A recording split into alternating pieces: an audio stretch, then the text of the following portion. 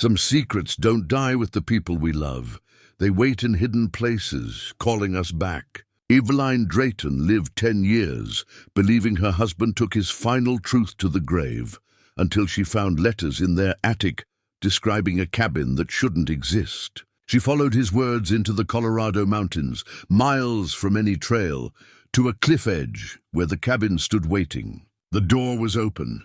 A lamp burned inside. Her blanket lay folded on the porch. The tools hung just as she would arrange them.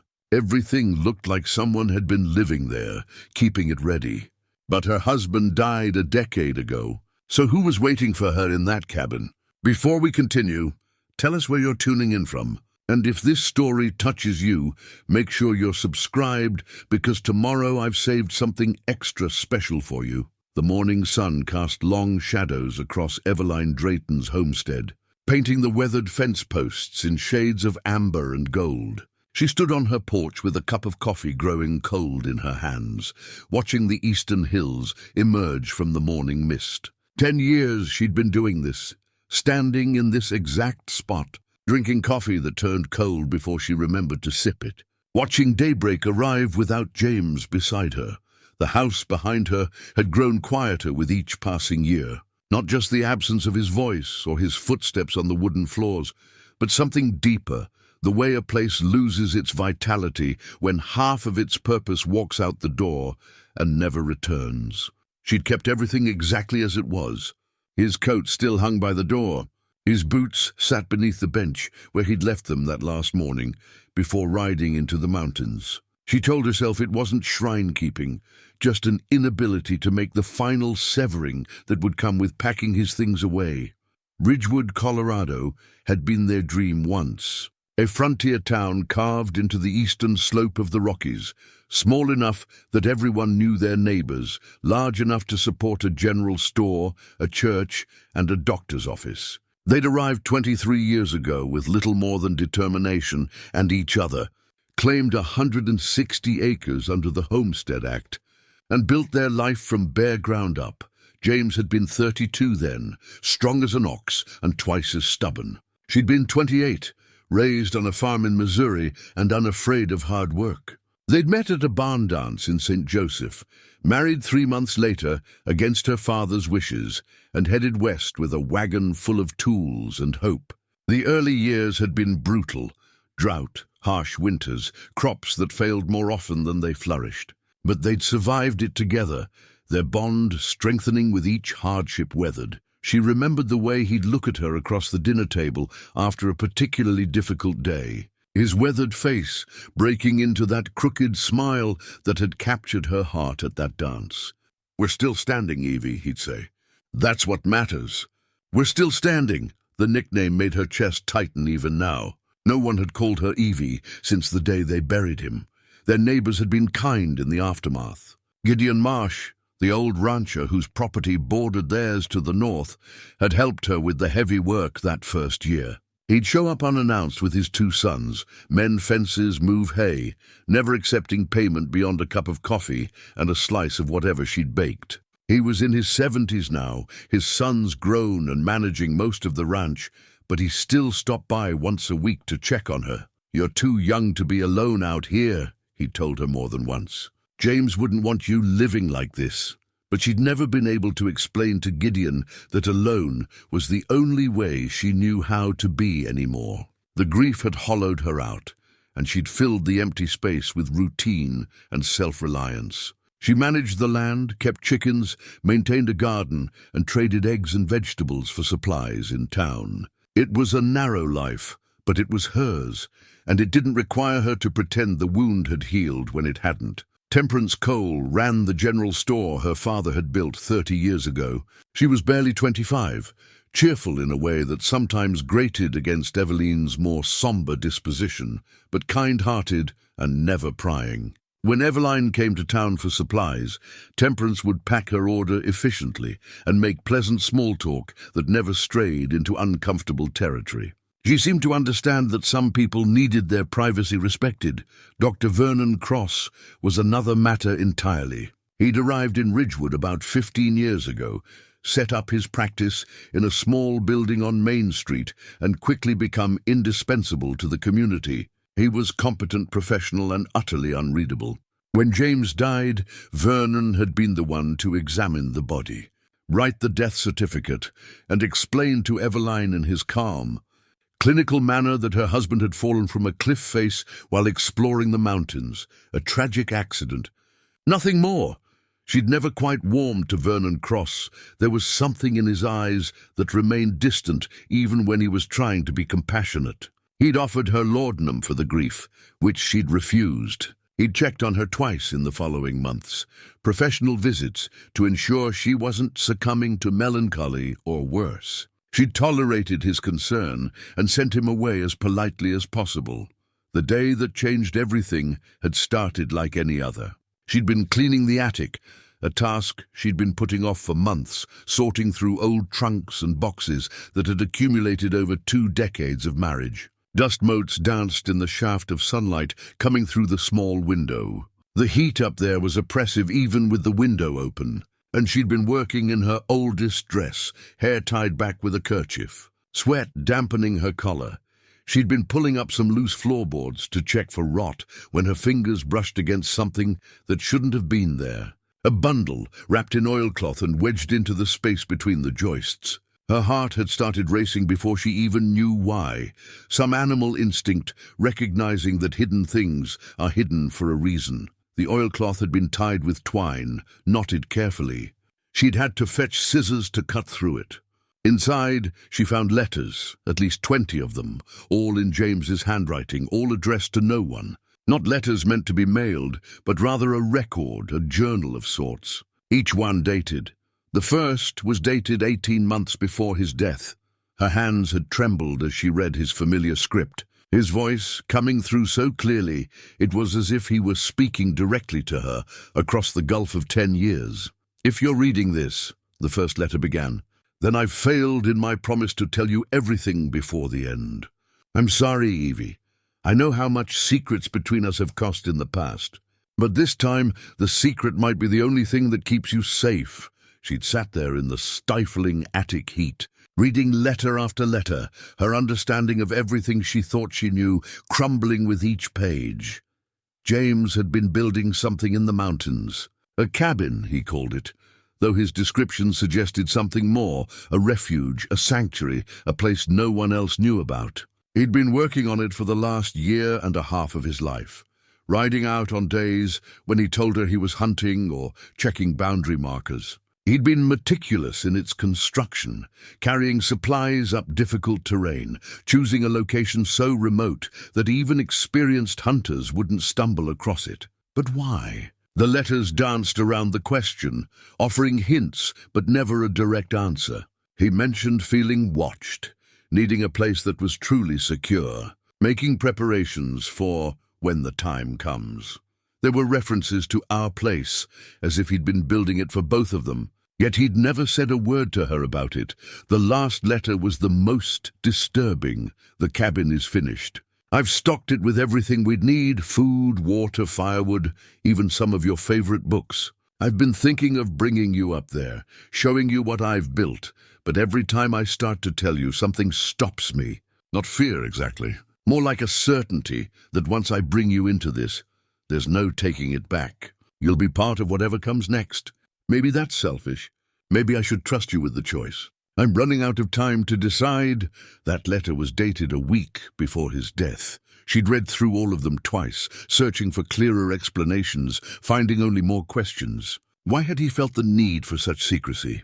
What had he been preparing for? And most troubling of all, why had she never noticed how burdened he'd become in those final months? But she had noticed. That was the thing that hurt most as she sat there in the attic, with his words spread around her like fallen leaves. She'd noticed him growing distant, preoccupied. She'd noticed the way he'd started at sudden noises, the way his eyes would scan the tree line when he thought she wasn't looking. She'd noticed, and she'd said nothing, respecting what she assumed was his need for space, his way of working through whatever was troubling him. Now she wondered if her silence had been respect or cowardice. If she'd pushed harder, demanded answers, would he have told her? Would it have changed anything? The final item in the oilcloth bundle was a map, hand-drawn on the back of one of the letters. It showed terrain features she recognized, the distinctive triple peak of Morgan's Crown to the west, the Clearwater River running south, and a marked location with a simple X. Beside it, in James's handwriting, our place. Follow the deer trail from Widow's Gap. She'd climbed down from the attic as the sun was setting, the letters and map clutched in her hands. Her mind reeling? She'd made herself tea she didn't drink, sat at the kitchen table until the room grew dark around her, and finally lit a lamp and read the letters once more. By midnight, she'd made her decision. She would find this cabin. She would see what James had built, try to understand what had driven him to such secrecy. Maybe there would be more answers there. Maybe she'd find only an empty structure and more questions. Either way, she couldn't let it go. The grief she'd learned to live with had cracked open, and underneath was a desperate need to know, to really know, the man she'd buried. She spent the next 2 days preparing. She told Gideon she was visiting a cousin in Boulder, a lie that came surprisingly easily. She packed supplies for a week, though she hoped to be back sooner. She loaded her saddlebags with food, a bedroll, her rifle, ammunition, and the letters. She studied the map until she could see it with her eyes closed. The morning she left, she stood on her porch one last time with her coffee, watching the sun rise, and whispered to the empty air, "I'm coming to find your secret. James, whatever it is, I'm ready to know." She wasn't ready, not even close. But she mounted her horse and turned its head toward the mountains anyway. Because some truths have to be faced even when you're not prepared for them. The journey into the mountains took 2 full days of hard riding. Eveline followed James's map with the kind of focus that comes from having nothing else to hold on to. The terrain grew rougher as she climbed, the well-traveled paths giving way to game trails and then to no trails at all. Her horse, a sturdy mare named Patience, picked her way carefully over loose rock and through dense stands of pine. The first night, Eveline made camp beside a small creek where the water ran clear and cold over smooth stones. She built a fire, more for the comfort of it than the warmth. The summer nights at this elevation were cool, but not cold. She ate jerky and hardtack, drank creek water, and lay in her bedroll, staring up at stars so numerous and bright they seemed close enough to touch. She'd been to these mountains before, years ago, when she and James were still discovering the land around their homestead. There was a particular overlook he'd loved, a place where eagles nested in the cliff face and you could see for miles across the valleys below. He'd brought her there during their second summer in Colorado, spread a blanket on the sun-warmed rock, and they'd spent an afternoon watching the eagles soar. "I could stay here forever," he'd told her, his hand in hers. "Just you and me and the sky." She'd laughed at his romanticism. "We'd starve in a week." "Details," he'd said, kissing her temple. "Why do you always have to be so practical?" The memory made her throat tight. She turned onto her side in the bedroll, pulling the blanket higher, and forced herself to think about the next day's route instead of the past. Morning came with birdsong and mist rising from the creek. She ate a cold breakfast, packed her camp efficiently, and was riding again before the sun had fully cleared the eastern peaks. According to the map, Widow's Gap was another 4 hours north and west, following the creek upstream to where it narrowed and eventually disappeared into a jumble of granite boulders. She found the gap just after midday. It was exactly as James had drawn it, a narrow cleft between 2 massive rock faces, barely wide enough for a horse and rider. The name came from a widow who tried to cross the mountains in winter 30 years ago and died in a snowstorm somewhere in these passes. Eveline had heard the story from old-timers in town, though the details varied with each telling.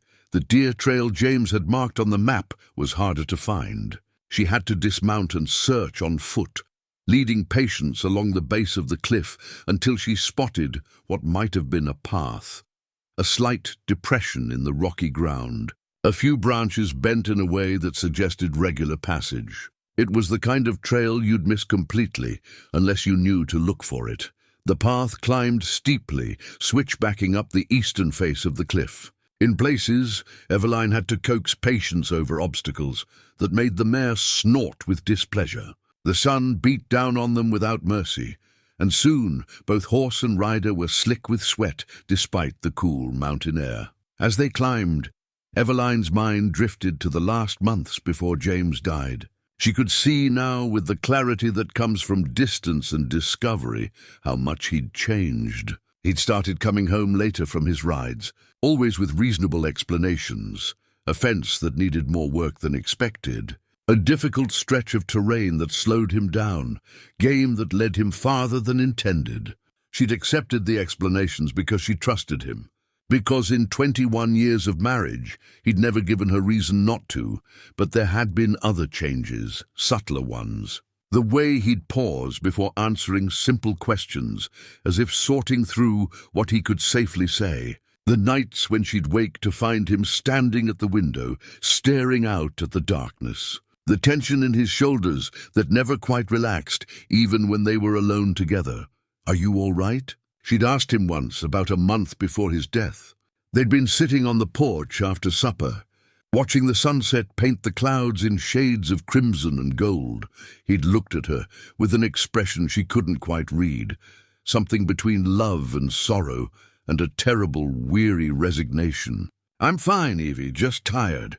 You've been tired for weeks now, it's the season." A lot of work to do before winter. She'd let it drop, because pushing James when he wasn't ready to talk only made him retreat further. She'd learned that early in their marriage. He'd always come around eventually, share what was troubling him in his own time, except he'd run out of time. The trail finally leveled out on a narrow ledge that ran along the cliff face. Eveline stopped to let Patience rest and to check the map.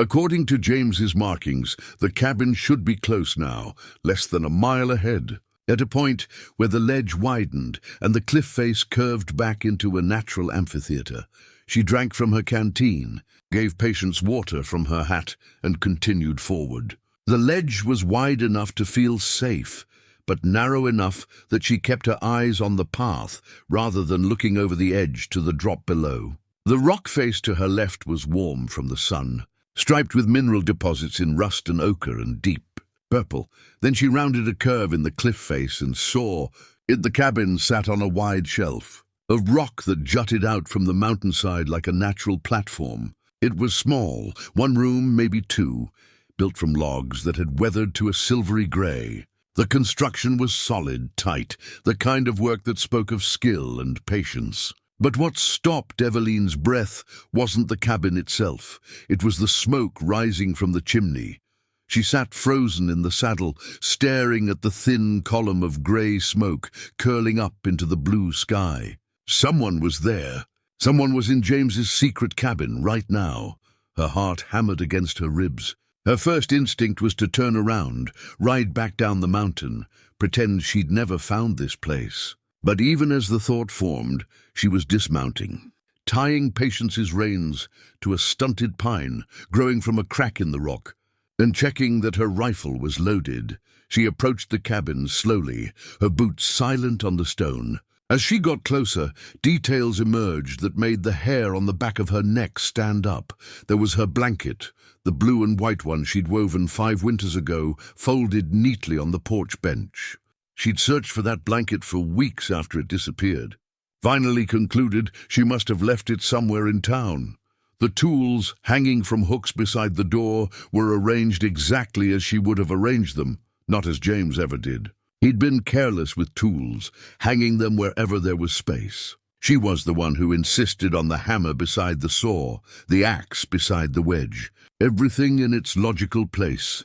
A bucket sat beside the door with fresh water in it. The surface still rippled, as if someone had just filled it. The door stood slightly ajar. Eveline raised her rifle to her shoulder, finger alongside the trigger guard, not on the trigger yet. She'd been raised around guns and knew better than to risk an accidental discharge. She moved to the side of the door, listening. No sound from inside. No movement. Just the whisper of wind through the pines and the distant call of a hawk. "Hello?" She called out, her voice strong despite the tremor in her chest. "I know you're in there. I'm armed. Come out where I can see you." Nothing. She waited a full minute, then another. The smoke continued to rise from the chimney. Whoever had been here recently must have fled when they heard her approaching. But then, why leave the lamp burning? Why not secure the door? She pushed it open with her boot, rifle raised, sweeping the interior. The cabin was empty. One room, as she'd guessed, with a sleeping loft above. A wood stove in the corner, with a pot of something that smelled like coffee, still warm on top. A table, 2 chairs, shelves with supplies neatly organized. A bed along one wall with quilts she recognized. She'd made them herself, given them to charity years ago when she was clearing things out, but it was the things on the table that made her lower her rifle with nerveless fingers. A tin cup, still warm to the touch. Beside it, a plate with breadcrumbs. Someone had eaten recently, maybe minutes before she arrived. And next to the plate, a leather-bound journal, closed, with a pencil laid across it. Eveline picked up the journal with shaking hands and opened it to the first page. James's handwriting filled the pages, dates going back 1.5 years, exactly as the letters had indicated. Daily entries about the cabin's construction, notes about supplies, observations about the weather and the wildlife, but these entries didn't stop 10 years ago with his death. The most recent entry was dated yesterday. Eveline's knees gave out. She sat down hard in the chair, the journal clutched to her chest, her mind refusing to process what she was seeing. It wasn't possible. She'd buried James. She'd stood beside his grave and watched them lower the coffin into the ground. Vernon Cross had examined the body, confirmed his identity, what was left of it after the fall that had killed him. This had to be a trick. Someone was playing a cruel joke, but who? Who else even knew about this cabin? She forced herself to read the most recent entry, her eyes struggling to focus through the tears that blurred her vision. The weather's turning. Need to bring up more firewood before the first snow. Saw a mountain lion yesterday on the southern trail. Big male, probably the same one I saw last spring.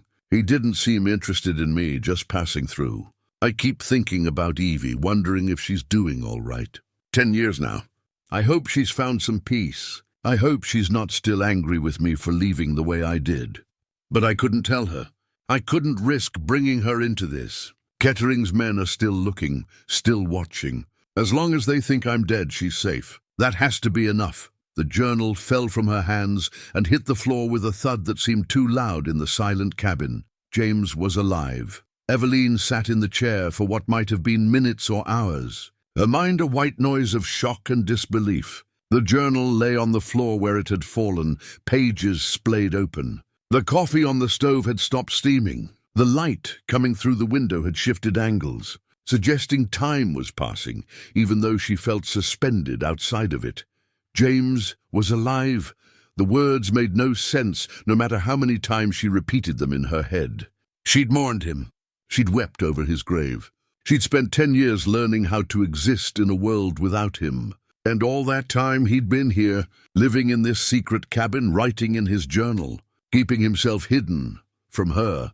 The grief that had defined her for a decade transformed in an instant into something else, a white-hot fury that made her hands shake and her vision narrow. He'd let her believe he was dead. He'd let her bury whatever body Vernon Cross had identified as his. He'd let her suffer through every lonely day and sleepless night for 10 years, while he was alive and breathing and drinking coffee in this cabin. She surged to her feet, knocking the chair backward. She wanted to throw something, break something, scream into the mountain air until her throat was raw. Instead, she paced the small cabin like a caged animal, her boots loud on the wooden floor.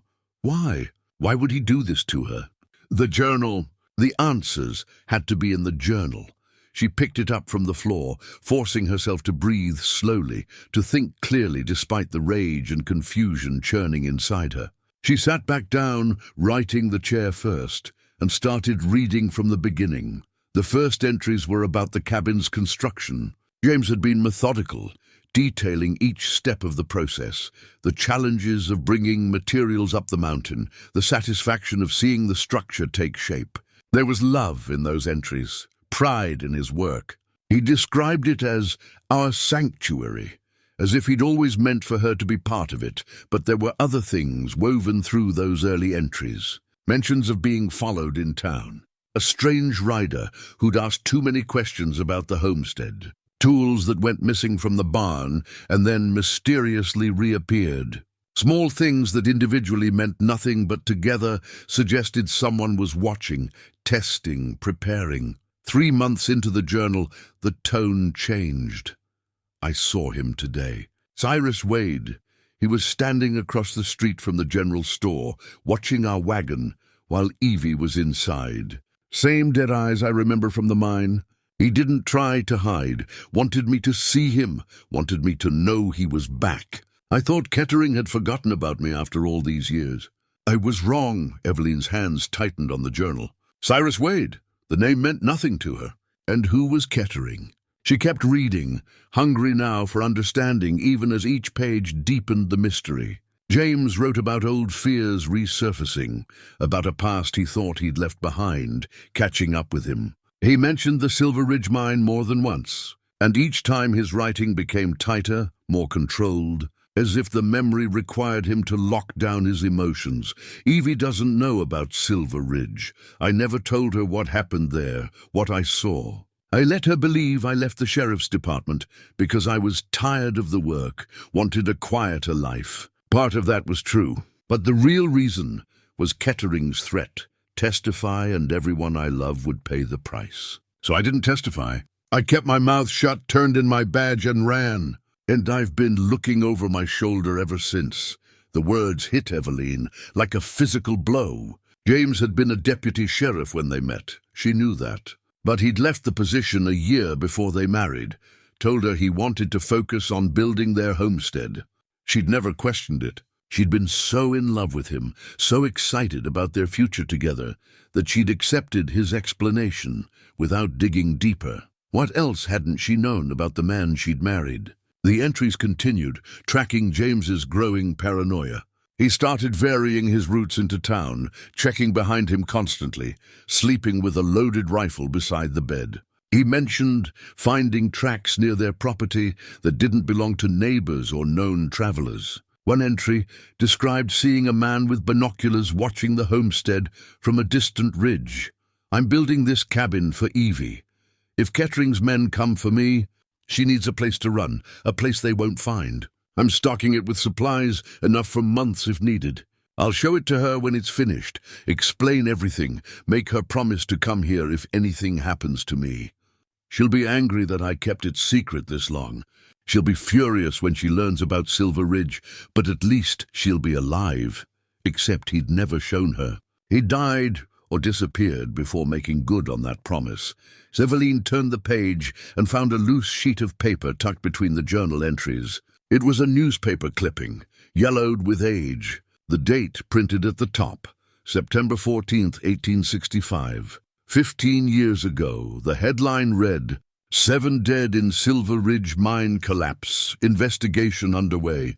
She read the article carefully. The mine, located about 40 miles west of Ridgewood, had been one of the richest silver deposits in the territory. The collapse had occurred during a night shift, trapping 7 miners in a tunnel that then flooded from an underground spring. None of the men survived. The mine owner, Roland Kettering, had expressed his deepest sympathies and promised a thorough investigation. The article mentioned Deputy James Drayton as the lead investigator. There was a second clipping, dated 2 weeks later. Silver Ridge mine disaster ruled accidental, no criminal charges filed. And a third, dated a month after that. Deputy Drayton resigns, cites personal reasons. Eveline set the clippings aside and continued reading the journal. James had devoted several entries to explaining what the newspaper articles hadn't, what he'd discovered during his investigation and why he'd ultimately kept silent. The mine collapse hadn't been an accident. James had found evidence of deliberate sabotage, support timbers that had been partially cut through, drill holes that suggested someone had known exactly where to weaken the tunnel structure. But more damning than that, he'd discovered evidence of embezzlement. Roland Kettering had been skimming from the mine's profits for years, falsifying records, hiding the theft from his investors. The 7 men who died had been witnesses. They'd seen the discrepancies in the ore shipments, noticed the numbers didn't add up. One of them, a man named Samuel Gray, had kept his own records, planning to report Kettering to the territorial authorities. James had found Gray's records hidden in his widow's home. He'd assembled enough evidence to prove both the embezzlement and the deliberate nature of the collapse. He'd been preparing to arrest Kettering when the mine owner had made him an offer: disappear, or everyone you love dies. Your mother in St. Louis, your sister in Denver. That pretty girl you've been courting, Eveline, isn't it? Accidents are so easy to arrange. Think carefully before you make your choice. James had chosen silence. He'd destroyed most of his evidence, resigned his position, and left town within a week. He'd married Eveline 2 months later, never telling her why he'd really left law enforcement, never mentioning the threat that hung over both their heads. For 14 years, he'd believed the threat had faded. Kettering had gotten away with murder and theft. The case was closed. Life went on, until Cyrus Wade appeared in Ridgewood, watching their house, making sure James remembered that Kettering never forgot. The journal entries from the final months were painful to read. James had been torn between telling Eveline everything and protecting her through ignorance. He'd written entire pages debating with himself, weighing the risks, trying to find a path that would keep her safe. In the end, he'd chosen the cabin. He'd chosen secrecy. He'd finished building their refuge and planned to bring her there, explain everything, make sure she understood where to run if the worst happened. The last entry before the supposed death was dated 3 days before his funeral. Tomorrow I'm bringing Tobias into this. He's the only one I can trust. If Kettering's men come for me, Tobias will get Evie to safety. I should have done this months ago. I've been a fool, thinking I could handle this alone, thinking I could protect her by keeping her in the dark. Tomorrow I tell Tobias everything. Tomorrow I start setting things right. Eveline closed the journal, her hands trembling. Tobias Quinn. She knew that name. He'd been James's partner when they'd both been deputies. She'd met him a few times in the early years of her marriage, before James left the sheriff's department. A quiet man, serious, utterly loyal to James. She hadn't seen him in years, hadn't even known he was still in the territory, but apparently he'd been here all along, keeping James's secrets, maintaining this cabin, waiting for her to find her way to the truth. The afternoon light was fading when Eveline finally set the journal aside and began a more thorough search of the cabin. The initial shock had settled into something harder, a cold determination to find every piece of truth James had hidden from her. If he was alive, if he'd orchestrated this elaborate deception, then she would uncover all of it, every secret, every lie. She started with the shelves. They were well stocked with supplies: canned goods, dried beans, flour, salt, coffee. Enough to last months, maybe longer with rationing. She recognized some of the containers from her own pantry, things that had gone missing over the years and that she'd attributed to her own forgetfulness. Under the bed, she found a wooden crate containing ammunition, a spare rifle and a revolver she recognized as having belonged to James's father. He told her it was lost during one of their moves. Apparently not. The loft above was accessible by a ladder built into the wall. Eveline climbed up, her head emerging into a space just tall enough to sit upright. There was a bedroll up here, neatly folded, and several books, including 3 she'd been reading before they mysteriously disappeared. A lantern hung from a hook in the ceiling beam, and in the corner, wrapped in oilcloth like the letters in her attic, she found a carved wooden box. She recognized the box immediately. James had made it in the 2nd year of their marriage, carved with an intricate pattern of leaves and vines. He'd given it to her for their anniversary, and she'd kept her most precious possessions in it: her mother's wedding ring, letters from her sister, a lock of hair from their stillborn daughter. It had vanished from their bedroom 5 years ago, and she'd been devastated by the loss. Now here it was, hidden in a loft in a secret cabin. Its presence, another piece of evidence that James had been planning this for far longer than she'd imagined. She carried it down the ladder carefully and set it on the table. The lid opened smoothly, the hinges still sound. Inside, she found her mother's ring and the other personal items, all carefully preserved. But there were new additions, things James had added, newspaper clippings, more of them than the ones tucked in his journal. She spread them across the table, organizing them by date. They told a story that made her blood run cold. The first was the article about the Silver Ridge mine collapse. The subsequent articles detailed the investigation, the official ruling of accidental death, James's resignation. But then there were others, dated years later. Silver Ridge mine reopens. Under new management, Kettering expands operations. Territorial governor appoints Kettering to Mining Safety Commission. Roland. Kettering named Businessman of the Year. The man who had murdered 7 miners and threatened. James, into silence, had not only escaped justice, he'd prospered. He'd become powerful, influential, connected. There was another clipping, more recent, dated just 2 years ago. Deputy Marshal found dead, apparent suicide. The article was brief, offering few details beyond the marshal's name, William Garrett, and the location where his body had been found. But someone had circled the name in red ink and written in the margin, he was investigating Kettering. Eveline's hands went cold. How many people had Kettering killed to protect his secrets? She found more items in the box. A deputy's badge, not James's, but someone else's. The name engraved on the back, Samuel Gray, one of the miners who died in the collapse. A list of names written in James's handwriting. 7 names she assumed were the dead miners. 2 more names with question marks beside them. And at the bottom, circled multiple times, Silas Brennan alive. She had no idea who Silas Brennan was, but the fact that James had circled the name so emphatically suggested he was important. There was one more item at the bottom of the box, a folded piece of paper that felt different from the newspaper clippings. Heavier, more official. She unfolded it carefully. It was a surveyor's map, professionally drawn, showing a section of the mountains west of Ridgewood. 3 locations were marked with X's in red ink. Beside each X, a number, 1, 2, 3. And at the bottom of the map, in James's handwriting, evidence buried, insurance. Eveline stared at the map, her mind racing. James had buried evidence. 3 separate caches, hidden in the mountains, insurance against Kettering's power and reach. If anything happened to him, someone could retrieve this evidence and finally bring Kettering to justice. But who was that someone supposed to be? Tobias, or had James always intended it to be her? She found a note tucked behind the map, addressed to no one. If you're reading this, I failed. I couldn't stop him, couldn't protect everyone I should have. But you can finish what I started. The evidence is buried at these 3 locations. Everything you need to prove what Kettering did, the embezzlement, the murders, all of it. Take it to the federal marshals in Denver. Don't trust the local law. Half of them are on Kettering's payroll. Don't trust Cross.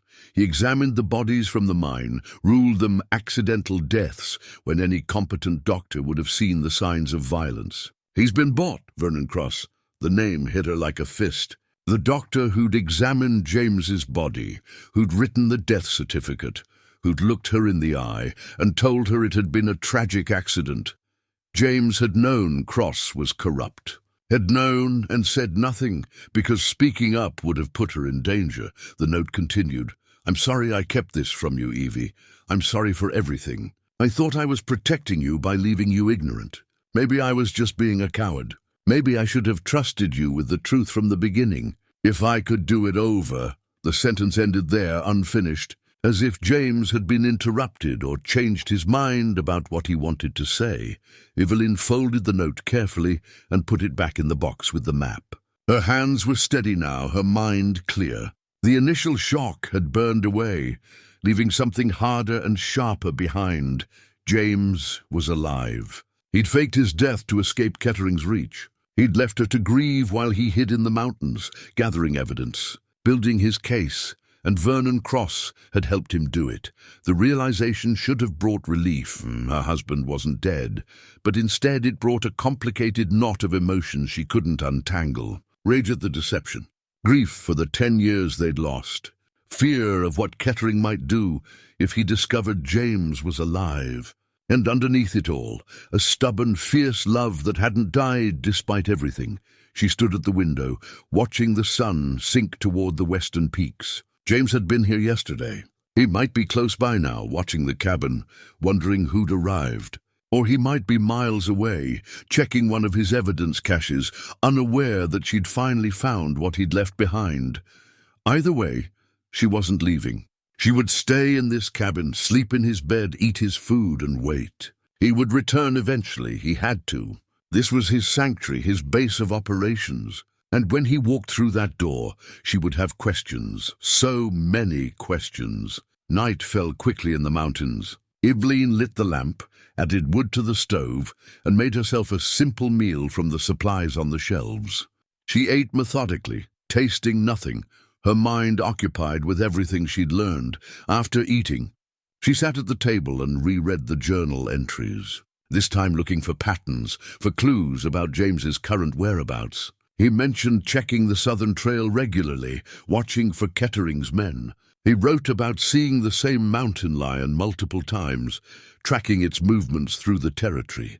He noted the seasonal patterns of deer and elk, the best places to hunt, the water sources that remained reliable even in drought. He was living like a ghost, she realized, moving through the mountains with the kind of knowledge that came from years of careful observation, avoiding human contact, surviving on skill and caution. How lonely he must have been. How isolated. She tried to summon sympathy for his situation, but found only anger. He'd chosen this. He'd chosen to leave her, to let her mourn, to spend 10 years in self-imposed exile, rather than trust her with the truth. Around midnight, she heard it. The soft crunch of boots on gravel outside. Eveline's hand went to the rifle leaning against the wall beside her chair. She lifted it silently, checked that it was loaded, and moved to the side of the door where she wouldn't be visible from outside. The footsteps approached slowly, deliberately. Whoever it was, they weren't trying to hide their presence. The steps reached the porch, paused, then a voice, rough with exhaustion, and something that might have been relief. "Eveline, he said you'd come eventually, not James, someone else." Eveline kept the rifle raised, her finger resting alongside the trigger guard. "Show yourself, slowly. Keep your hands where I can see them." The door opened carefully, and a man stepped into the lamplight. He was in his 60s, weathered and lean, with grey hair and a beard that needed trimming. His hands were raised to shoulder height, empty. His eyes, pale blue and tired, fixed on her with an expression that was equal parts wariness and relief. "Tobias Quinn," he said. "I rode with James back when he was a deputy. I've been maintaining this cabin for him, waiting for the day you'd find your way here." Eveline didn't lower the rifle. "Prove it." Tobias moved slowly, reaching into his coat pocket with 2 fingers. He pulled out a worn leather wallet and tossed it gently onto the table. "My old badge is in there. Photo too. From back when James and I worked together." She picked up the wallet one-handed, flipped it open. The deputy's badge was tarnished but genuine. The photograph showed 2 young men in uniform, standing side by side. One was unmistakably James, maybe 25 years old, full of confidence and purpose. The other was Tobias, decades younger but recognizable. Eveline set the wallet down, but kept the rifle pointed at him. "How do I know you're really on his side? How do I know you're not working for Kettering?" "You don't," Tobias said simply. "But if I was working for Kettering, you'd already be dead. I've been watching the trail since midday, saw you arrive, could have put a bullet in you any time I wanted. Instead, I waited until dark, came in through the front door, and announced myself. That's not how you kill someone. That's how you introduce yourself to someone you're trying to help." It was a good point. Eveline lowered the rifle slightly, but didn't set it aside. "James is alive. Yes, you helped him fake his death. Yes, where is he?" Tobias shook his head slowly. "I don't know. That's the truth, and I can see you don't believe me, but it's the truth all the same. James and I had an arrangement. I'd maintain the cabin, keep watch, make sure no one found this place. He'd check in every few months, leave me messages, let me know he was all right. 3 months ago, the messages stopped." Eveline's chest tightened. "What do you mean, stopped?" "I mean, he vanished, again, only this time I don't think it was by choice." Tobias gestured toward one of the chairs. "Mind if I sit?" Been riding most of the day, and my back isn't what it used to be. Eveline nodded, and Tobias eased himself into the chair with a grunt of relief. She remained standing, rifle still in hand, but pointed at the floor now rather than at him. "Tell me everything," she said. "Start at the beginning." Tobias rubbed his face with both hands, then leaned back in the chair. "The beginning would be the Silver Ridge mine. You know about that?" "I know James investigated it. I know 7 men died. I know he found evidence of murder and embezzlement, and I know Kettering threatened him into silence." "Then you know more than I thought you would." Tobias studied her for a moment. "James always said you were sharp. Said you'd figure it out eventually, given enough pieces of the puzzle. He gave me nothing but secrets and lies." "He gave you safety," Tobias corrected gently. "Kettering's reach is long and his memory is longer. Everyone who's ever crossed him has ended up dead or disappeared. James included himself in that list to keep you out of it by faking his death, by turning the tables." Tobias leaned forward, his elbows on his knees. 10 years ago, Cyrus Wade came to town. He's Kettering's enforcer, the man who does the wet work, if you understand my meaning. Wade's the one who made sure those 7 miners didn't survive the collapse. He's the one who killed Marshal Garrett 2 years ago when Garrett got too close to the truth. And 10 years ago, he came for James. Eveline sank into the other chair, her legs suddenly unsteady. "What happened?" "James knew Wade was coming. He'd been expecting it for weeks, ever since he saw Wade watching the house. So he set a trap. Told me he was going up into the mountains to check on the cabin, asked me to follow a day behind, bring supplies. What he didn't tell me was that he expected Wade to follow him." Tobias's voice grew quieter.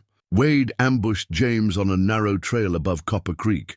Probably figured he'd shoot him, push the body over the edge, make it look like a fall. But James was ready. He'd hidden himself in the rocks, waited for Wade to pass, then came at him from behind. And James was one of the best fighters I ever knew. Military training before he became a deputy. He got the upper hand, disarmed Wade, and in the struggle Wade went over the edge instead. Fell maybe 30 feet onto the rocks below. Broke his neck." Eveline's breath caught.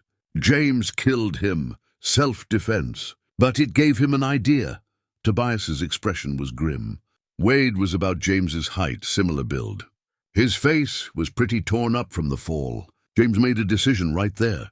Take Wade's body down the mountain, claim it was his own, and disappear. Vernon Cross," Eveline said, the pieces clicking together.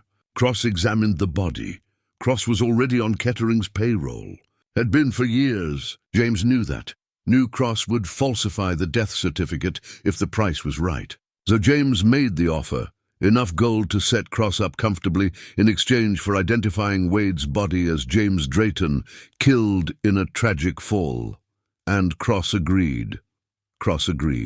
I helped James stage the scene, then I took Wade's body down to town, while James disappeared up here. We told everyone James had been checking traps in the high country, had fallen. We'd found him too late. Cross did his examination, such as it was, and signed the certificate. You buried Cyrus Wade 10 years ago, Eveline. James has been alive and hiding ever since." The lamp flickered, casting shadows across Tobias's weathered face. Eveline sat in silence, trying to process everything. Her husband had killed a man in self-defense, then used the body to fake his own death. He'd paid off a corrupt doctor. He'd orchestrated an elaborate deception that had fooled an entire town for a decade. And he'd done it all without telling her. "The pocket watch," she said suddenly. "James's father's watch. I saw them bury him with it." Tobias reached into his vest and pulled out the watch in question. It gleamed softly in the lamplight, the engraved case catching the flame. "James gave it to me the night before we took Wade's body down the mountain. Told me to keep it safe, bring it up here to the cabin, leave it where you'd find it eventually." He set it on the table between them. "He said you'd recognize it, said it would prove to you that he'd planned all of this, that none of it was accident or impulse. He wanted you to know he'd thought about you, even in the midst of everything else." Eveline picked up the watch, feeling the familiar weight of it in her palm. She'd given this watch to James on their 5th anniversary, having inherited it from his father after the old man passed. James had treasured it, wound it every morning, kept it running perfectly. She opened the case. Inside the cover, the inscription sheet had engraved, "To James, with all my love, Eveline." Below it, in fresh engraving that hadn't been there before, new words. "I'm sorry. I'll make this right. I promise." Her vision blurred with tears she refused to let fall. Eveline closed the watch case with a sharp click and set it back on the table. She looked at Tobias with dry eyes, despite the tears threatening to fall. "You said James stopped sending messages 3 months ago. Tell me about that." Tobias nodded, seeming to understand her need to focus on action rather than emotion. "James and I had a system. Every 2 months, he'd leave a message in a dead drop about 5 miles south of here, a hollow tree that lightning struck years ago. The message would tell me he was all right, what supplies he needed, any concerns he had. I'd bring what he asked for, leave it at the cabin, and he'd pick it up when it was safe.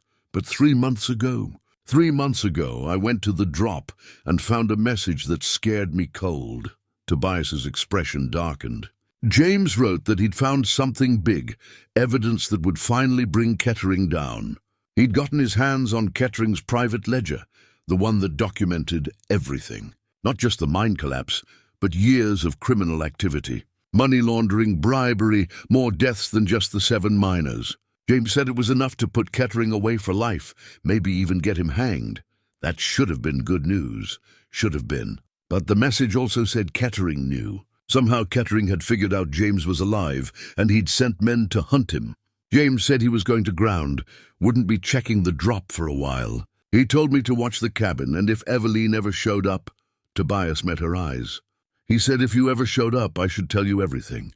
Give you the watch, show you the evidence caches he'd prepared, help you finish what he'd started, because he thought he might not survive. Because he knew he might not survive. Kettering doesn't forgive, and he doesn't forget. If he knew James was alive and had evidence against him, he'd throw every resource he had into finding James and making sure that evidence never saw daylight." Eveline stood and walked to the window, staring out at the darkness. The moon had risen, casting silver light across the mountain peaks. Somewhere out there James was hiding, or he was already dead, and she was chasing a ghost again.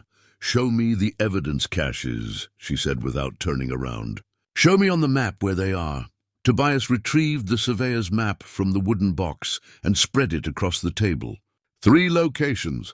James chose them carefully, places that would be difficult to find unless you knew exactly where to look, but accessible if you had the map. He pointed to the first X. "This one's closest, maybe a day's ride from here. It's a cave system near Widow's Gap, the place where the narrow pass cuts through the ridgeline." James buried a waterproof container with documents, copies of his original investigation notes from the mine collapse. His finger moved to the second X. "This one's trickier. It's at the old mission ruins, about 2 days southeast. Spanish missionaries built a church there maybe 100 years ago, abandoned it when the local tribes drove them out. James hid evidence in the mission's foundation, under what used to be the altar. And the third..." Tobias's finger hovered over the third X, located at the western edge of the map.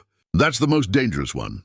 It's deep in Kettering's territory, near the Silver Ridge mine itself." James said, "If we ever needed the original ledger, the one with Kettering's actual handwriting and seal, that's where it would be. He managed to steal it from Kettering's private safe 3 months ago, just before Kettering realized James was alive." Eveline studied the map, memorizing the locations. "We need to retrieve all of it.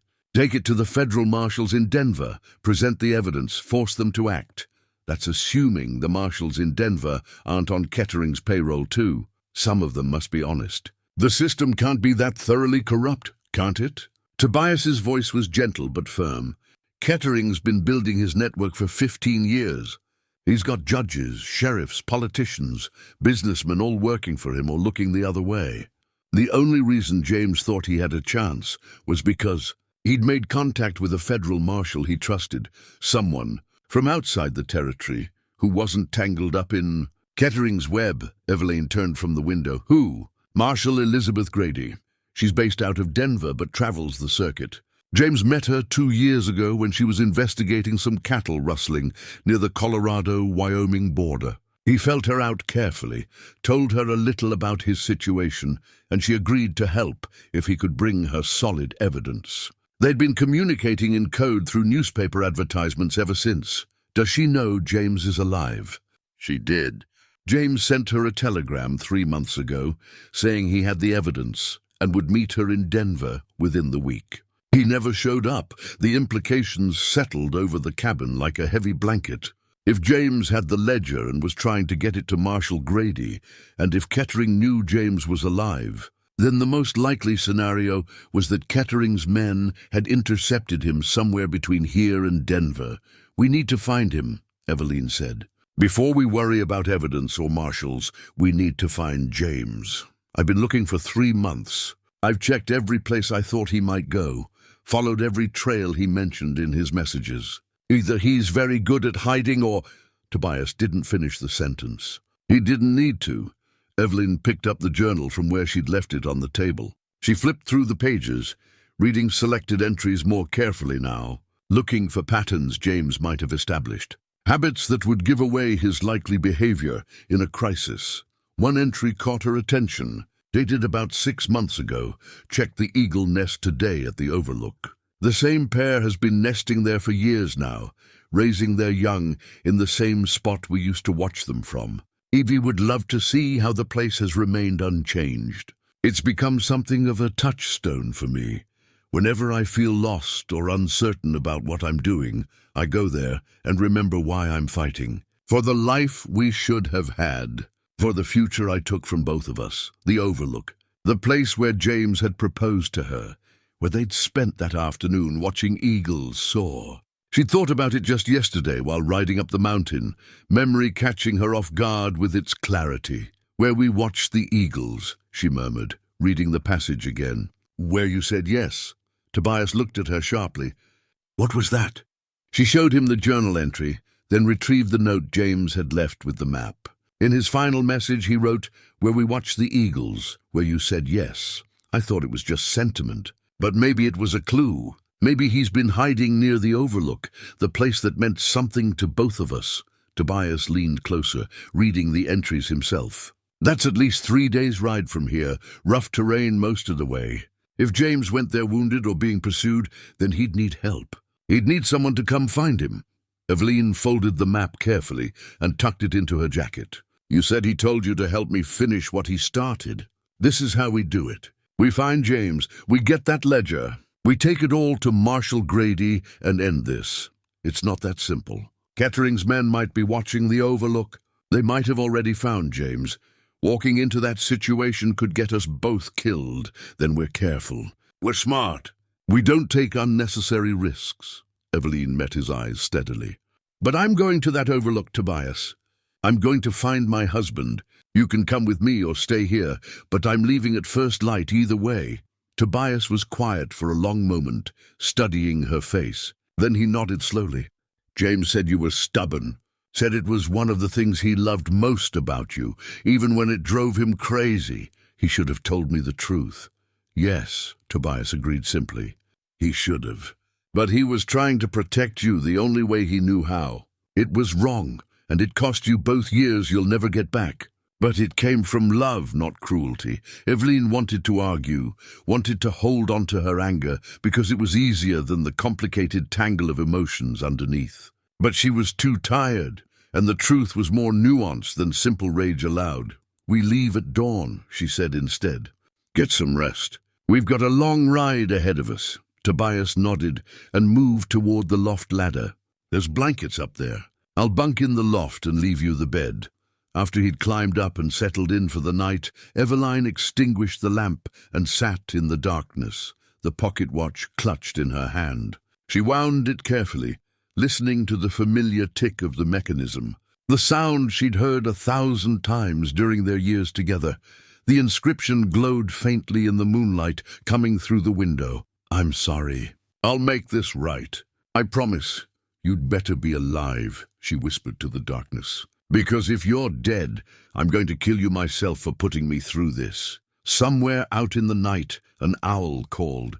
The wind whispered through the pines, and Eveline sat in James's secret cabin, holding his father's watch, preparing herself for whatever tomorrow would bring. They left at dawn as planned, following a trail that Tobias knew well. The morning was crisp and clear, the kind of early summer day where the air tasted clean and the sky stretched endlessly blue above the mountain peaks. Under different circumstances, Eveline might have appreciated the beauty. Instead, she rode with her jaw tight and her eyes scanning the trail ahead, every sense alert for danger. Tobias rode in front, setting a steady pace that wouldn't exhaust the horses. He was a competent rider despite his age, moving with the kind of ease that came from decades in the saddle. They didn't talk much. There wasn't much left to say after the previous night's revelations, but the silence between them was comfortable rather than tense. Around mid-morning, they stopped to rest the horses and refill their canteens from a spring that bubbled up between moss-covered rocks. Tobias was digging through his saddlebag for dried meat when a photograph slipped from his coat pocket and fluttered to the ground. Eveline picked it up automatically and then froze. The photograph showed a man standing in front of the cabin, James's cabin, but it wasn't a picture from 10 years ago. The man in the photograph was older than the James she remembered, with more silver in his hair and beard, deeper lines around his eyes. He was smiling slightly, one hand raised in an informal wave toward the camera, and standing beside him, her hand on his arm, was a woman Eveline had never seen before. The woman was perhaps 40, with dark hair pulled back in a practical bun and a capable look about her. She wore men's trousers and a sturdy jacket, clearly dressed for traveling rough country. She wasn't beautiful in any conventional sense, but there was something striking about her, an intelligence in her eyes, a strength in the set of her shoulders. Eveline turned the photograph over. Written on the back in handwriting she didn't recognize, March 1875. 3 months ago. She looked up at Tobias, who had gone very still. His expression was guilty, caught, the look of a man who just realized he'd made a terrible mistake. Who is this woman? Eveline's voice was calm, almost detached, but her hand trembled as she held the photograph. Tobias closed his eyes briefly. Marshall Grady, Elizabeth Grady. That was taken the last time James met with her, when he was showing her the cabin as a potential safe house. You said James had been hiding alone for 10 years. He has been, mostly. Marshall Grady is the only person besides me who knew he was alive. She needed to see the cabin, understand his situation, know where to find him if communication broke down. So he brought her up here, showed her the layout, and I took that photograph to document the meeting. It was a reasonable explanation. Eveline wanted to believe it. But something about the image, the way the woman's hand rested on James's arm, the casual intimacy of the pose, the smile on James's face, made doubt curl cold in her stomach. She's more than just his contact, Eveline said flatly. Tell me the truth, Tobias. All of it. Tobias met her eyes, and in his expression she saw pity and guilt and a terrible reluctance. You need to understand, James thought you were lost to him. He'd given up any hope of ever having a normal life again. He was living alone in the mountains, haunted by what he'd done to you, knowing he could never go back. And then he met Marshall Grady, and she understood what he was going through because she'd lost people too, sacrificed relationships for her work. They became friends. Close friends. Friends. The word came out sharp and bitter. Yes, just friends. James loved you, Eveline. He never stopped loving you. Every time we talked, you were what he spoke about, wondering how you were, if you were managing all right, if you'd found some happiness despite what he'd done. Marshall Grady knew about you. She knew James was still married in every way that mattered to him. Eveline stared at the photograph, at the woman whose hand rested so naturally on her husband's arm. Did he love her? I don't know. Tobias's honesty was almost cruel. Maybe he did a little. Or maybe he just valued having someone who understood, who he didn't have to hide from. But if you're asking whether he betrayed you, whether he forgot his vows, no. James might have failed you in many ways, but not that way. Eveline carefully placed the photograph in her own pocket, rather than returning it to Tobias. She needed time to process this new information, to sort through the complicated emotions it stirred up. Jealousy seemed absurd. How could she be jealous when she'd believed James was dead? Yet the feeling was there anyway, sharp and painful. "We keep moving," she said, her voice carefully controlled. "Whatever happened between James and Marshall Grady, it doesn't change what we need to do." They rode in silence for the next several hours, the trail climbing steadily through pine forest and across bare rock faces that offered stunning views of the valleys below. Eveline's mind churned over everything she'd learned, trying to fit this new piece into the puzzle. James had been alone for 10 years, believing he could never return to her. In that isolation, he'd formed a connection with someone who understood his burden. It didn't erase his love for Eveline, but it complicated it, added layers she hadn't expected to deal with.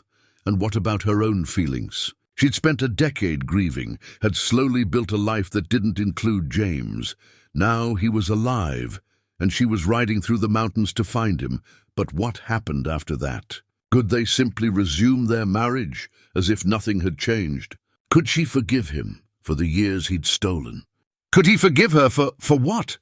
She hadn't done anything wrong. She'd been the one left behind, the one deceived, but guilt whispered otherwise. She'd noticed his growing distance in those final months and had said nothing. She'd let him carry his burden alone because it was easier than pushing for truth. Maybe if she'd been more persistent, more demanding, he would have confided in her. Maybe they could have faced Kettering together instead of James facing him alone. The trail emerged from the forest onto a high ridge that ran along the spine of the mountain range. Tobias pulled his horse to a stop and pointed ahead. "The overlook is about 2 hours from here. We should approach carefully. If James is there and he doesn't know we're coming, he might think we're Kettering's men. And if Kettering's men are there, then we turn back, regroup, and figure out another approach. I'm not letting you ride into an ambush, Eveline. James would never forgive me." They continued along the ridge, moving more slowly now, both of them watching for signs of recent travel. The trail here was little more than a game path, barely wide enough for the horses. On their left, the mountain dropped away in a dizzying cliff face. On their right, jagged rocks rose toward the peaks above. Eveline Marshall Grady spread a rough sketch of the overlook on a flat rock, marking positions with small stones. "The 2 men we can see are here and here, on the ridge above James's position. They have clear lines of fire to anyone approaching from the south or east. But there's a blind spot." She tapped a section of cliff face. "If we come in from the north, using this rock formation for cover, we can get within 50 yards before they'd spot us." "And then?" Tobias asked. "Then we create a crossfire. I'll take the high position here." She marked another spot on the sketch, "where I can cover both gunmen. Gwyn, you circle around to the west, come in from below.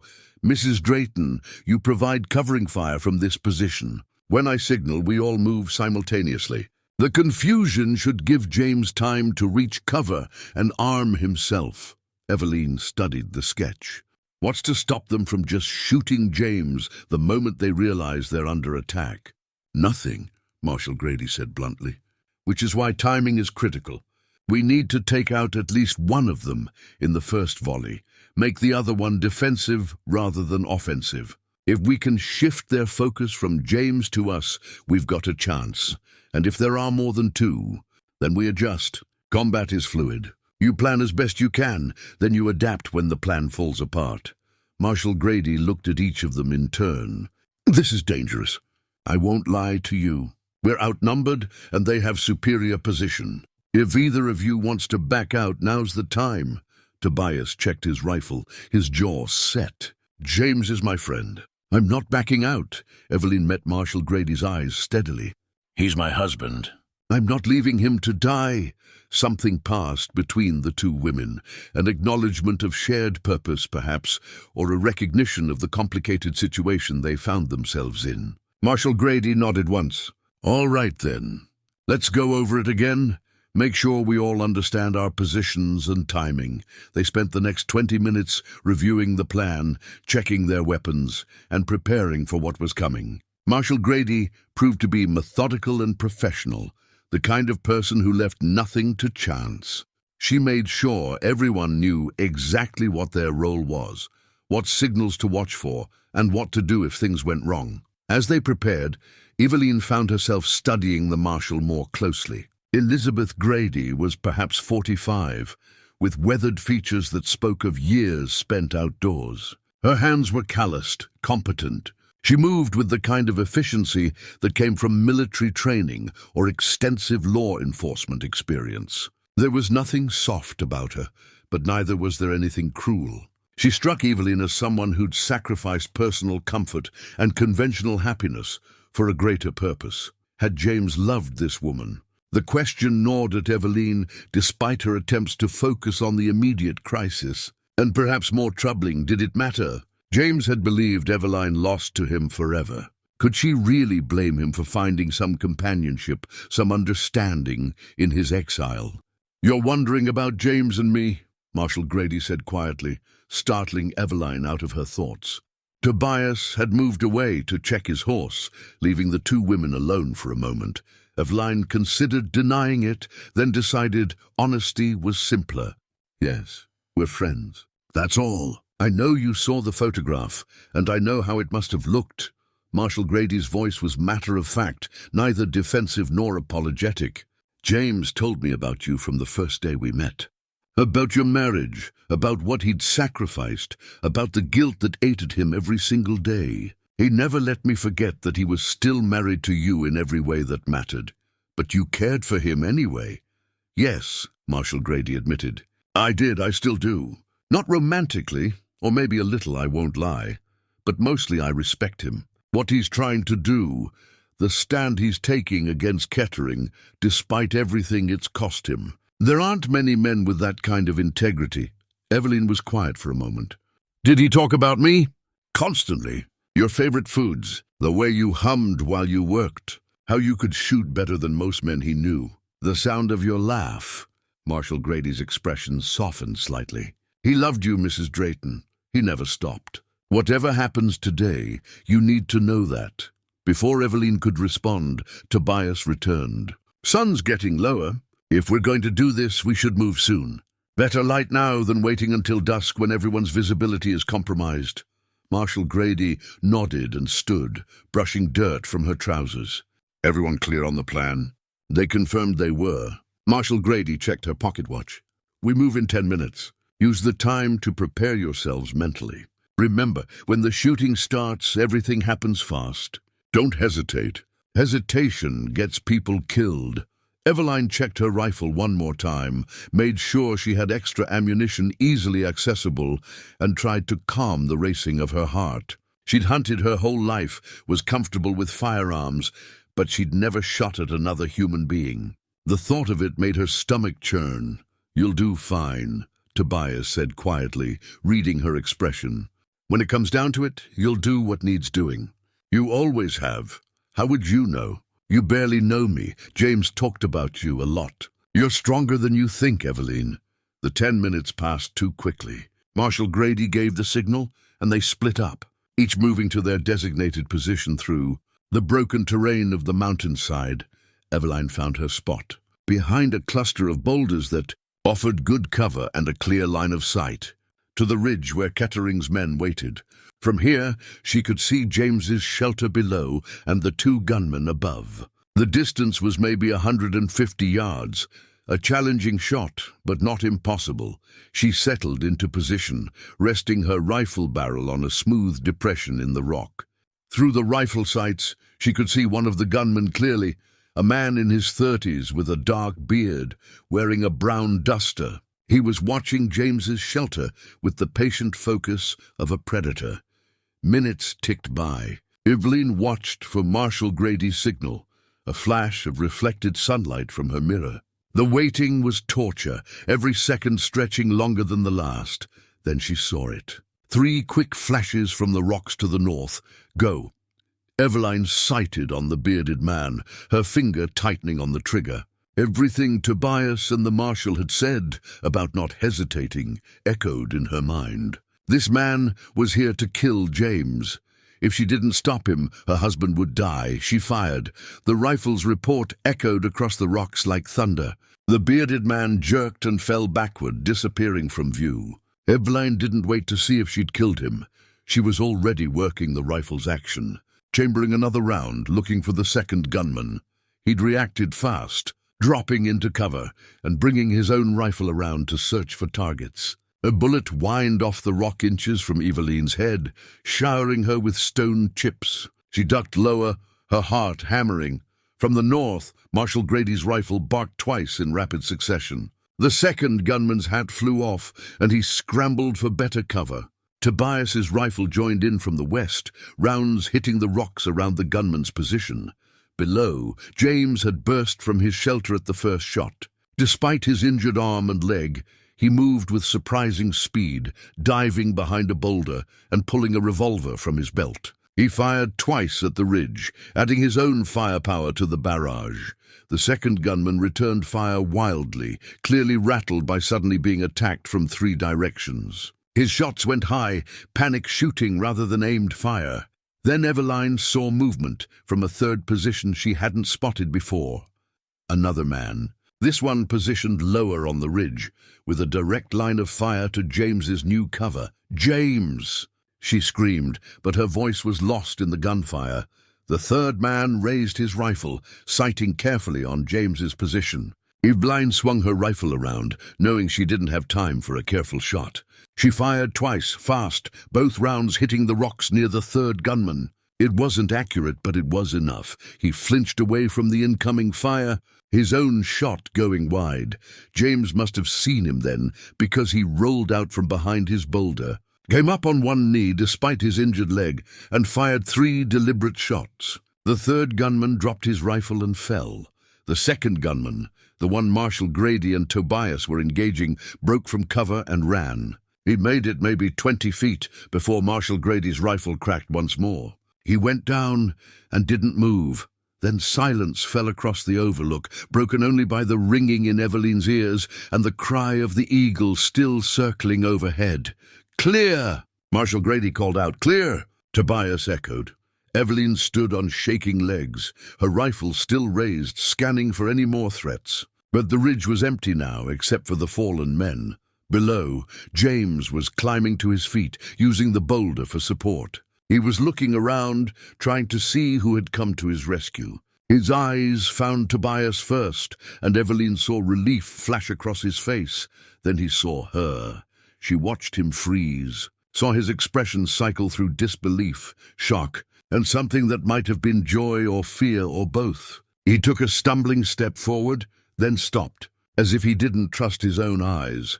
Eveline started down the slope toward him, her legs carrying her forward before her mind had fully decided what she was going to say, what she was going to do when she reached him. 10 years. 10 years of grief and loneliness and believing he was dead. 10 years of lies and secrets and decisions made without her. She covered the distance between them, dimly aware that Tobias and Marshal Grady were approaching as well. Checking on the fallen gunman, James stood waiting, his face a mask of emotions too complex to read. He was thinner than she remembered, older, marked by hardship and privation. But his eyes, those were still the same eyes that had looked at her across a barn dance floor 23 years ago. "Evie," he said, his voice rough and breaking. "You're here. You're really here." She had planned to be angry, to demand explanations, to rage at him for what he'd done to her. Instead, she walked straight up to him and slapped him across the face hard enough that his head snapped to the side. Then she grabbed the front of his shirt with both hands and kissed him. The kiss lasted only a moment before. Eveline pulled back, her hands still gripping James's shirt. She could feel him trembling, or maybe she was the one trembling. Up close, she could see the toll the years had taken. Deep lines around his eyes, silver throughout his beard. A gauntness that spoke of too many meals missed and too many nights without proper sleep. "You're alive," she said, her voice shaking. "You bastard, you're actually alive." "Evie, He stopped, seeming unable to find words adequate to the moment. His good hand came up to touch her face, tentative, as if he expected her to vanish. "I'm sorry." "God, I'm so sorry." She wanted to hit him again. She wanted to hold him. She wanted to scream and cry and demand answers. Instead, she forced herself to step back, to create distance between them. Because if she stayed close, she would either attack him or collapse into his arms. And neither would help anyone right now. "We need to move," Marshal Grady said, approaching with her rifle still at the ready. She was all business, her eyes scanning the surrounding terrain. "Gunfire carries in these mountains. If Kettering has more men in the area, they'll have heard that exchange." Tobias was checking the bodies of the fallen gunmen. "All three are dead. One of them is carrying a telegraph form. Looks like they were planning to signal Kettering once they had confirmation of James's location." "Did they send it?" Marshal Grady asked sharply. "No, still in his pocket." "Good. That buys us some time, but not much." She looked at James. "Can you ride?" James nodded, though the grimace on his face suggested riding was going to be painful. "I can manage. My leg's bad, but not broken. Just a bullet graze that got infected. Been treating it as best I could." "Your arm?"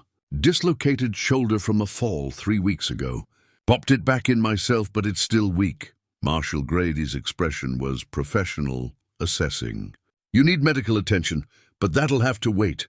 Right now we need to get off this mountain and get somewhere safe." She turned to Eveline. "Mrs. Drayton, that was excellent shooting. You likely saved James's life when you spotted that third gunman." Eveline nodded but didn't respond. She was still trying to process everything, her emotions too tangled to sort through. She'd found James alive. She'd killed a man, maybe more than one. The world had tilted on its axis, and she wasn't sure which way was up anymore. "The horses are this way," Tobias said. "We need to get moving, now." They helped James to his feet. He tried to walk unaided, but his leg buckled after 2 steps. Tobias moved in immediately, supporting him on his good side. They made slow progress back to where the horses were tethered. James's eyes kept finding Eveline, searching her face as if trying to read her thoughts. "You found the letters," he said quietly. "I found everything. The letters, the journal, the evidence caches you mapped." Her voice was flat, emotionless. "I found your secret cabin with your secret life and your secret plans that never included telling me the truth. I was protecting you, but you were running from me." The words came out harsher than she'd intended. "You ran from Kettering. You ran from your responsibilities, and you ran from me. You let me believe you were dead, rather than trust me to be strong enough to handle the truth." James flinched, as if she'd struck him again. "You're right. About all of it. I was a coward. I chose the easy way out rather than face what I'd done. The situation I'd gotten us into. There's nothing easy about faking your own death and living in the mountains for 10 years. Easier than looking you in the eye and admitting I'd failed to protect you. That men were coming to kill us because of my investigation, because I couldn't let injustice stand." His voice cracked. 7 men died in that mine, Evie. 7 men with families, with children. I had evidence that could bring their killer to justice, and I destroyed it because I was afraid. I've been living with that cowardice for 15 years. They reached the horses. Eveline's mare, Patience, stamped nervously, picking up on the tension. Marshal Grady's roan stood calm, well-trained. James's horse, a rangy grey gelding, was tethered nearby, saddled and ready. "We can argue later," Marshal Grady said firmly. "Right now we need distance between us and this place." She looked at James. "The ledger. Do you still have it?" James nodded toward his horse. "In my saddlebag. It's the only copy that exists with Kettering's actual signature and seal. Everything else is reconstructed from memory or secondary documents." Marshal Grady checked the saddlebag, her expression relieved when she found a leather-bound book wrapped in oilcloth. She held it up briefly so they could all see it, then rewrapped it carefully. "This is what we need to bring Kettering down. Original records in his handwriting, documenting 15 years of embezzlement, bribery, and murder. Will it be enough?" Eveline asked, "combined with James's testimony and the supporting documents from his evidence caches." "Yes, it'll be enough to hang him if we can get it to Denver and present it to the territorial judge." "That's a big if," Tobias said quietly. "Kettering owns half the law between here and Denver. The moment he realizes we have that ledger, he'll throw everything he has at stopping us." Marshal Grady was already mounting her horse. Then we don't give him time to react. We ride hard, we ride fast, and we don't stop until we're somewhere with federal protection. I've got deputies I trust in Denver. Once we're there, Kettering's reach doesn't matter anymore. James was struggling to mount his horse one-handed. Eveline moved to help him before she'd consciously decided to, boosting him into the saddle and adjusting his stirrups. He looked down at her, his expression full of things he couldn't say. "Thank you," he managed. She didn't respond, just turned away and mounted patience. Whatever needed to be said between them would have to wait. Right now, survival took precedence over everything else. They set out at a ground-eating pace, following a trail that led east and south toward lower elevations. Marshal Grady took the lead, her experience with the territory evident in her route choices. Tobias rode beside James, ready to catch him if his injuries made him lose his seat. Eveline brought up the rear, constantly checking behind them for signs of pursuit. The sun was sinking toward the western peaks, painting the sky in shades of orange and red. Beautiful, Eveline thought distantly. Like blood on snow, everything looks peaceful, but underneath there's violence waiting to erupt. They'd been riding for maybe 30 minutes when Marshal Grady suddenly reined in her horse, raising a hand to signal everyone to stop. She'd spotted something ahead. Riders, at least 5 of them coming up the trail toward them, Kettering's men. Tobias asked quietly, his hand going to his rifle.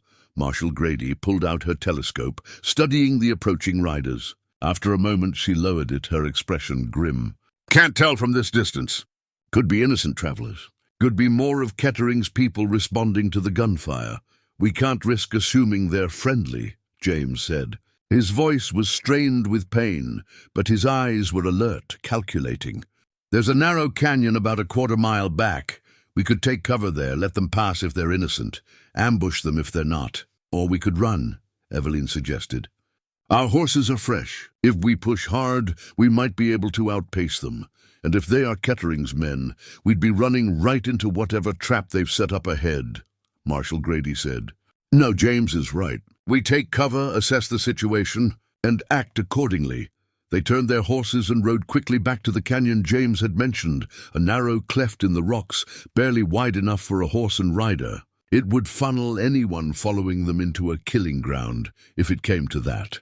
They dismounted and took positions among the rocks, weapons ready, and waited for the riders to arrive.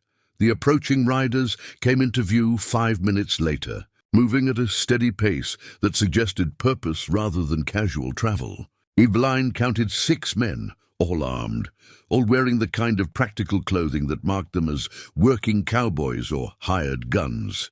They moved with the easy coordination of a group that had ridden together before. Marshal Grady watched them through her telescope, her jaw tight. The one in front, big man with the red bandana, that's Cole Mitchell. He's one of Kettering's primary enforcers. If he's here, this isn't a coincidence. They must have been in the area already, Tobias said quietly, waiting for orders about what to do once their scouts had James pinned down. James shifted his position slightly, wincing at the movement, but getting a better angle with his revolver. "Mitchell's dangerous, fast and mean. The others will be experienced too. Kettering doesn't hire fools." The riders reached the canyon entrance and stopped. Mitchell held up a hand and the group halted. He was scanning the terrain, his instincts clearly warning him something was wrong. "They know we're here," Marshal Grady murmured. "Or they suspect," Mitchell called out, his voice carrying clearly in the still mountain air. "James Drayton! I know you're close. Your friends on the Overlook didn't report in, which means they're dead and you're running." "That's fine. "We can do this the hard way." He paused, then continued.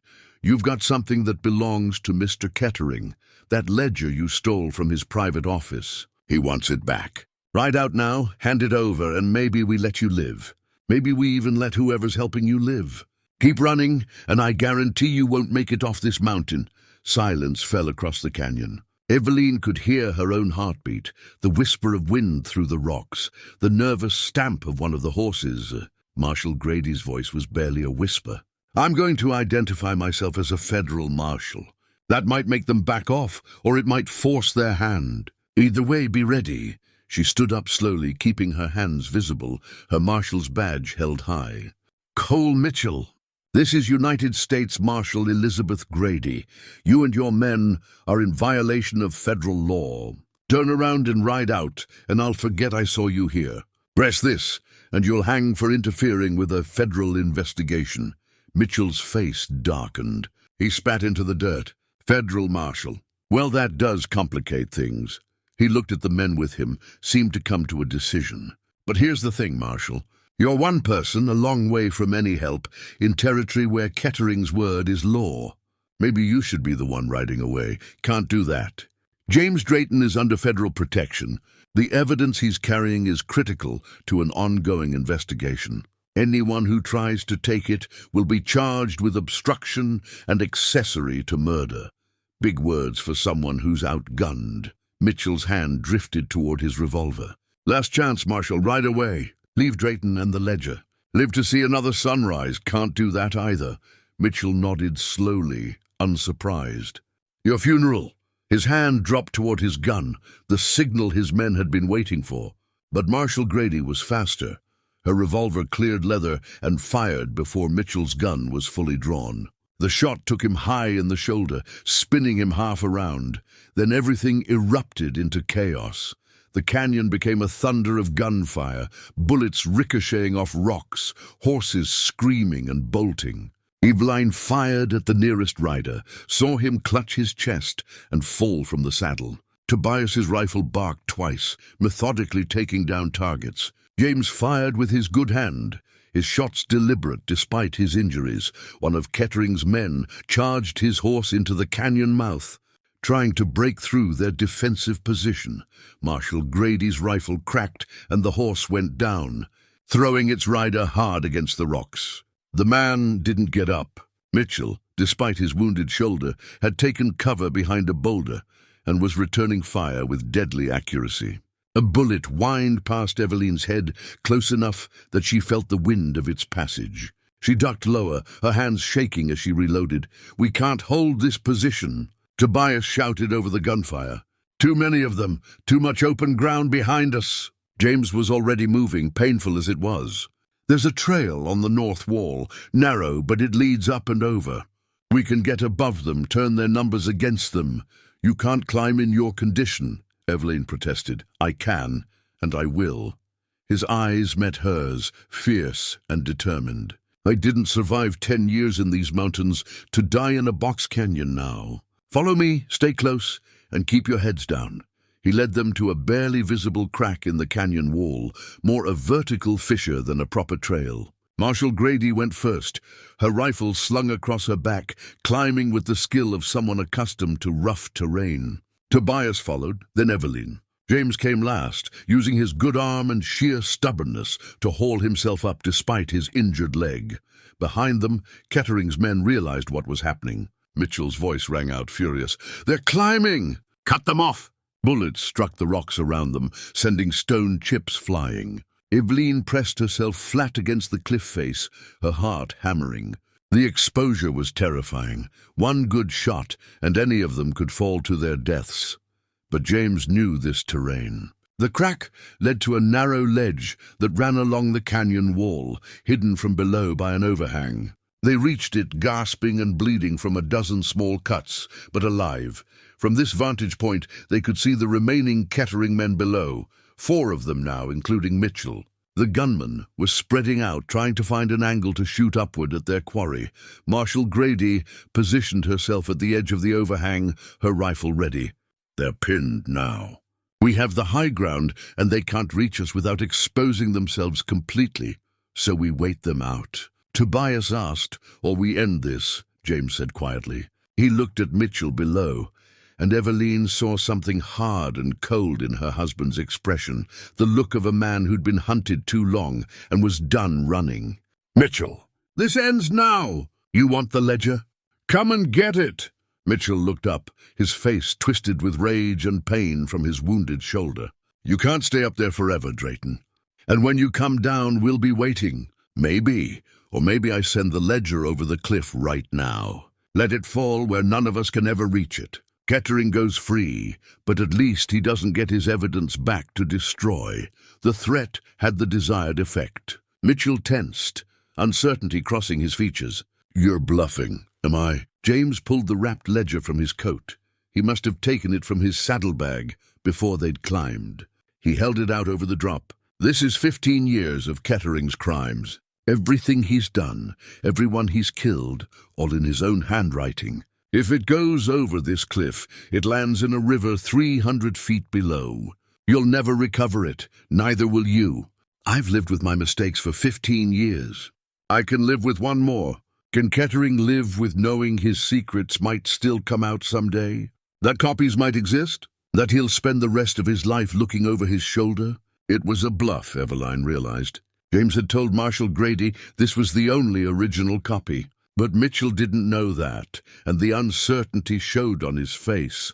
"What do you want?" Mitchell called up, his voice tight. "You and your men ride out now. Leave your weapons and go. Do that and the ledger stays safe. Try to keep this fight going and I drop it and we all lose."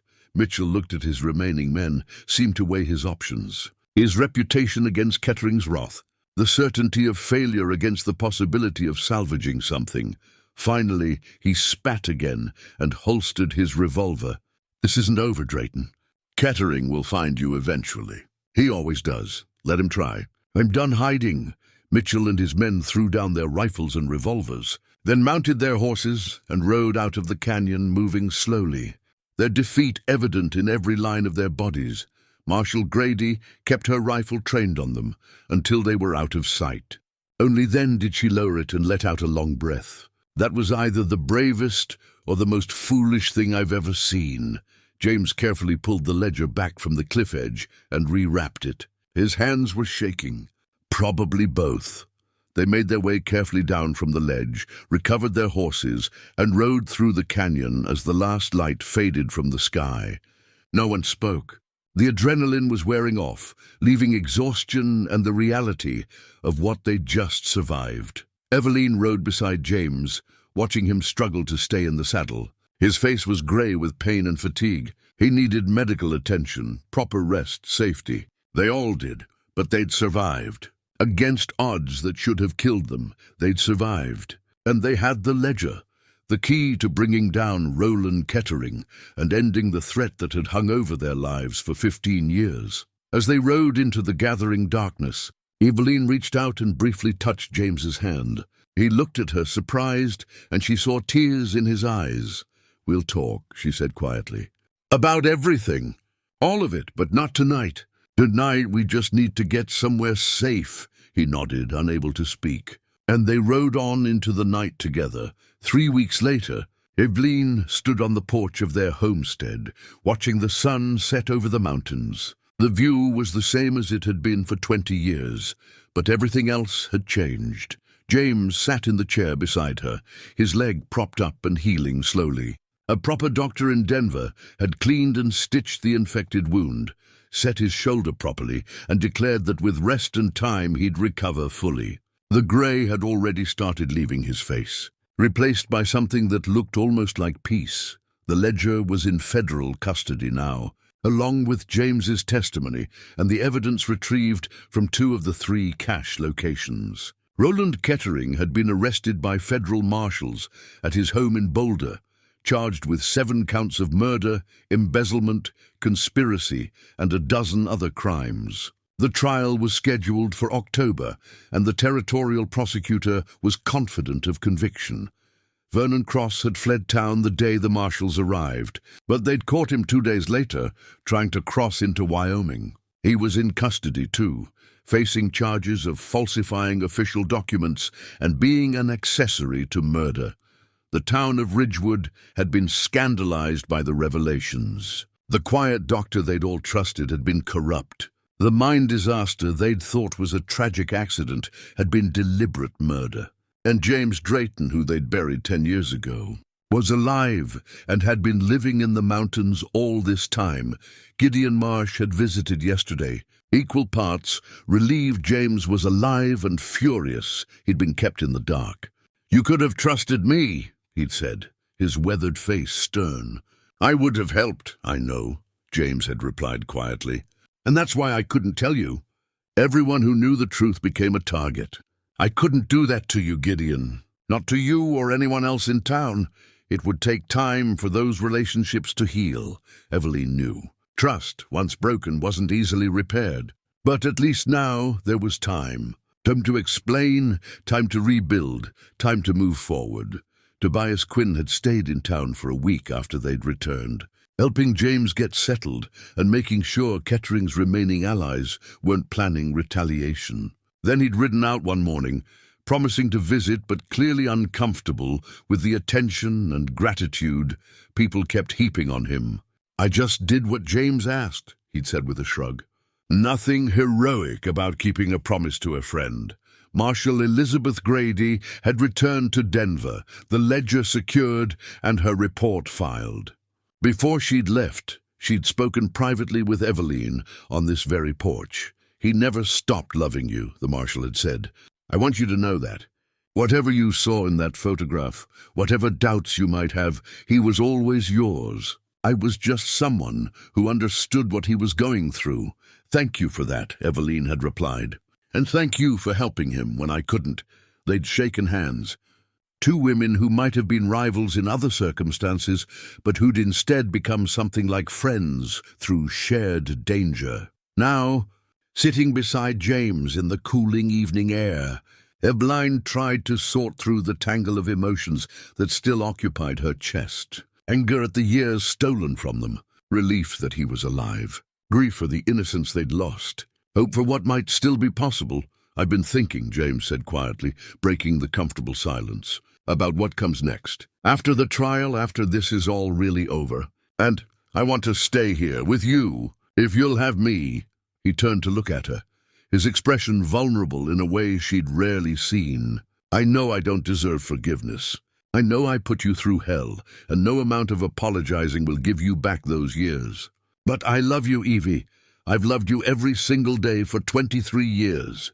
And if there's any chance you might still love me, even a little, I want to try to make this work." Eveline was quiet for a long moment, watching the sun paint the clouds in shades of gold and crimson. 10 years ago, she would have said yes without hesitation. But 10 years had taught her that love alone wasn't always enough. Trust mattered. Honesty mattered. Partnership mattered. "I do still love you," she said finally. "But love isn't the question. The question is whether you'll ever trust me enough to tell me the truth when it matters. Whether you'll see me as a partner who can handle difficult things, or as someone who needs to be protected and kept in the dark." James reached into his pocket and pulled out the pocket watch, his father's watch, the one with both their inscriptions inside. He held it out to her.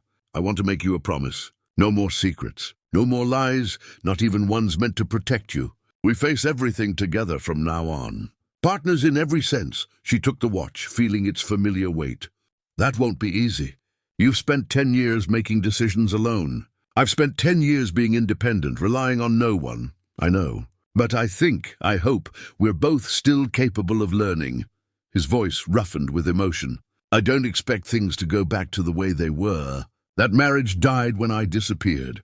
But maybe we could build something new, something stronger because it's built on honesty this time." Eveline opened the watch case, reading both inscriptions. The old one she'd put there 20 years ago, "To James, with all my love, Eveline." The new one he'd added, "I'm sorry. I'll make this right. I promise." She reached into her own pocket and pulled out something she'd been carrying since they'd returned home, her wedding ring. She'd taken it off years ago, unable to bear wearing it anymore. Now she held it up to the fading light, watching it catch the sun. "We start over," she said firmly.